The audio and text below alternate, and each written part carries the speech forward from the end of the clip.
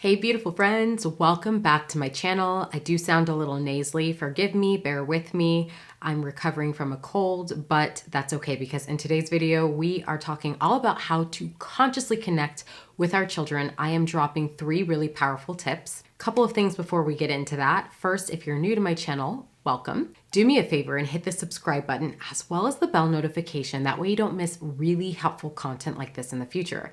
The second thing is I have a brand new feature on this channel and it is called the Thanks button. You will see it. It's a little heart-shaped button like so underneath this video, and it allows viewers to make a donation or a contribution towards this channel if you so feel inclined. I never expect it. There's zero obligation. But if it does feel aligned, it is always welcomed and it is always greatly appreciated as it just helps us create even more content to help you on your parenthood journey. Okay, I'm so excited to share these 3 really powerful tips. They have made an immense difference in our connection with our children and our family dynamic as a whole. So the very first tip I have for you in order to help you consciously connect with your children is to 1, create a safe space for authentic expression. And I find that this is most effectively done when we're consciously increasing our emotional intelligence. Specifically, when I'm speaking about emotional intelligence, one of these facets is becoming aware of our emotional range and also our threshold for other people's emotional range. What do I mean by emotional range? I believe each of us has a range in which there are various emotions across that range where we feel fairly safe and comfortable displaying said emotions. Now, beyond the threshold of that range, we either feel unsafe, it feels like uncharted territory, or it is deeply uncomfortable. So we have our own emotional range that we feel safe displaying, whether it be by ourselves or in front of others. And then we also have an emotional threshold in terms of other people's emotional range. Other people may display emotions that trigger us deeply. And so by becoming aware of our emotional range, which emotions feel safe for us, which ones cause anxiety, fear, feelings of unsettledness, as we consciously expand our emotional range and our emotional threshold, it creates an abundance of opportunities for that conscious connection with our children. I'm telling you, friends, that this concept alone has been remarkably impactful in terms of my connection and my bond with my children. So much so that I teach this process in depth inside of my Rooted in EQ Masterclass. And I'm gonna link that below in the description box for those of you who feel that soul ping like, yes, this is my next step. You'll find it in the description box below. I'm gonna be hosting it live in just a week or so by the time this video's up, but you'll have lifetime access to the replays. That way you always have the ability to go back, refamiliarize yourself with the depths of these concepts, because as we grow and as we evolve, we hear things differently. How it lands the first time is going to be completely different from you listening back a year from now, and maybe you've heard the concept for 2 or 3 times, and then it unlocks something new and you're like, oh, I get that now. All right, guys. Tip number 2. You want to consciously connect with your children, you're going to want to master this skill. This is coming from a communication major in my undergrad. It is the concept of active listening.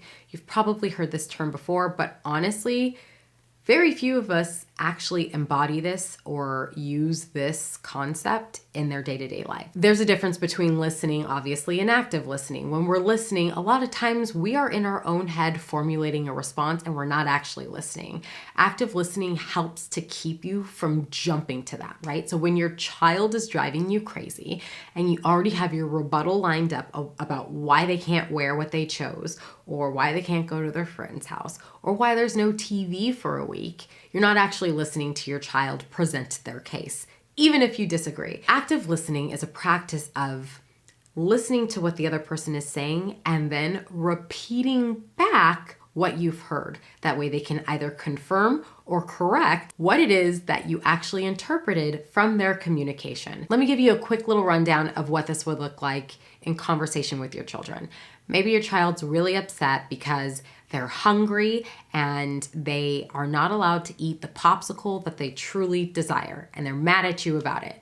So your kid says, "Mom, this is BS.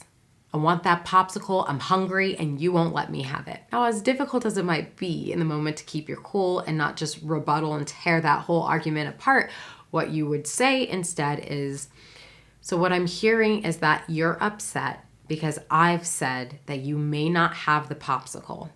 And I hear that you desire it and you're really hungry in this moment and you're not happy that you can't have it. And then your child's gonna have an opportunity to say like, yeah, that's basically how I feel, or no, that's not what I said, you weren't listening. And then we can try again. But again, this really keeps us out of the loop of like, I'm responding before I've even heard everything of what you said. And listen, at the end of the day, every human wants to feel heard. There's something very validating about someone taking the time to listen to us and having the capacity and the care to hear and try to understand how we're feeling. And so this is what we're giving our children. We're giving them the opportunity to communicate authentically and for us to mirror back what we're hearing. And from that place of, I understand how you're feeling and this is what we need to do, or this might be an option later, or I can understand why you'd feel this way. Here are our options. That is a great starting point for connection versus, I told you you can't have it and I'm sorry. If you don't like it, there's nothing I can do for you. That cuts us off from authentic communication. It cuts us off from our willingness to open up and be vulnerable. Active listening cultivates the opportunity to co-create solutions, whether this is with your children, whether this is with your spouse, whether it's with coworkers, friends, you name it. When we active listen, we help people feel safe to be vulnerable, to be authentic in their expression, and to feel connected to us. All right, tip number 3 is for you to really hear and understand that trust is greater than control. When we trust that they're going to learn from their mistakes and we don't have to control every little thing, this cultivates so many opportunities for conscious connection with our children. And it's difficult for us sometimes to let go. Many of us have been conditioned to believe that a major function of parenting is controlling, whether it is us controlling what our children eat, what they wear, what they say, how they do things. A lot of us believe it's our job to control them.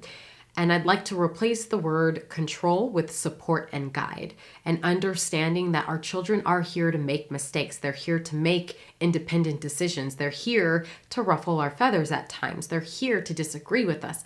They're here to learn. And the more room we can give them, the more we can actually trust them that they have the skills and they have the guidance and support from us to cultivate even greater skills, to be independent, beautiful, functioning, heart-centered, soul-aligned humans in this world that go on to do great things. We really do have to let go of control and start to integrate and embody more trust within our day-to-day interactions, within the decisions and the limits that we set with our children. So just being intentional about trusting our children whenever possible and decreasing the amount of control within limits that we utilize within our parent-child dynamic. So gorgeous friends, these are 3 really powerful, really effective, really transformative tips that have and continue to make a really big difference in my connection with my children. Again, if you want to go deeper in this journey and you really want to understand these concepts more in depth and how to put them into practice on a day-to-day basis with specific real-life examples that you're likely able to relate to, you're going to want to jump inside the Rooted in EQ Masterclass. Again, it's linked in the description box below. And I will catch you in the very next video. Thanks again for being here, and I will see you soon.